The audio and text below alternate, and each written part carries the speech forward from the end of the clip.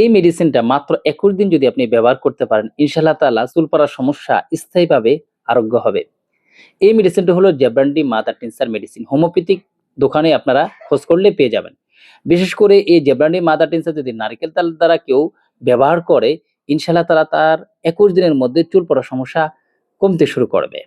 তো প্রিয় বন্ধুরা, বিশেষ করে যারা বলছেন যে অনেক মেডিসিন খেয়েছি, অনেক মেডিসিন লাগিয়েছি, অনেক পদ্ধতি অবলম্বন করেছি, চুল পড়ার সমস্যা কমছেই না।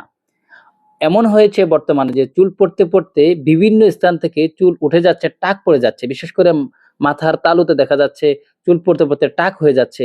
বিভিন্ন স্থান থেকে টাক হয়ে যাচ্ছে মাথার। এখন কি করব? সমাধান কি? তাদেরকে বলব আপনার জেব্রান্ডি মাদার টিনচার নারকেল তেলের সাথে সকালে, দুপুর এবং কি রাত্রে বেলায় আপনারা ৩ বেলা ব্যবহার করেন মাত্র ২১ দিন।